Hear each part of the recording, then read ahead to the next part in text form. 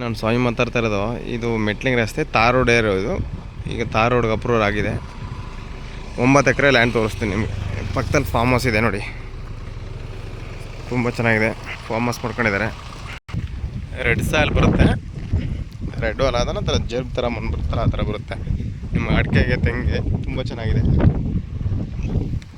ಇದು ಒಂದು side fencing ಹಾಕ್ಸಾಗಿಲ್ಲ. ಮೈಸೂರಿಗೆ 60 ಕಿಲೋಮೀಟ್ರ್ ಆಗುತ್ತೆ. ತುಂಬ ಚೆನ್ನಾಗಿದೆ ನೋಡಿ. ತೋಟ ಎಲ್ಲ ಒಳ್ಳೆ ವಾಟರ್ ಸೋರ್ಸ್ ಇರುವಂಥ ಲ್ಯಾಂಡು.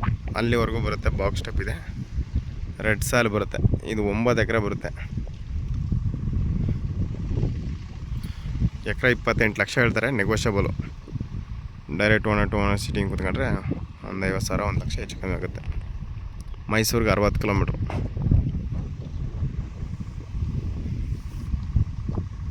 ಗುಂಡ್ಲುಪೇಟೆ NHಗೆ 7 ಕಿಲೋಮೀಟ್ರು. ನೋಡಿ ಸರ್, ಇಂಟ್ರೆಸ್ಟ್ ಇರೋರು ಕಾಲ್ ಮಾಡಿ, ಶೇರ್ ಮಾಡಿ, ಕಮೆಂಟ್ ಮಾಡಿ. ಆಮೇಲೆ ರೈತರ ಪ್ರಾಪರ್ಟಿ ಬರುತ್ತೆ, ಜನರ ಪ್ರಾಪರ್ಟಿ ನೋಡಿ. 1 to 1 ಸಿಟ್ಟಿಂಗ್ ಇರುತ್ತೆ ನಮ್ಮ ಹತ್ರ ನೋಡಿ ಸರ್. ತುಂಬ ಚೆನ್ನಾಗಿದೆ. ಜನರಲ್ ಪ್ರಾಪರ್ಟಿ ಬರುತ್ತೆ. ತಾರ್ ರೋಡ್ಗೆ ಹೊಂದ್ಕೊಂಡಿರುವಂಥ ಲ್ಯಾಂಡು. ಮೊದಲು ತಾರ್ ರೋಡ್ ಆಗಿತ್ತು, ಈಗೆಲ್ಲ ಕಿದೋಗ್ಬಿಟ್ಟು ಮೆಡ್ಲಿಂಗ್ ಆಗಿ ಇದಾಗಿದೆ. ತಾರ್ ರೋಡ್ ಆಗುತ್ತೆ. ಅಲ್ಲಿ ಬಂದರೆ ತಾರ್ ರೋಡ್ ಅದು, ಅಲ್ಲಿಂದ ಅಲ್ಲಿ ಗಂಟ. ಇದು ತಾರ್ ರೋಡ್ಗೆ ಅಪ್ರೂವ್ ಆಗಿದೆ.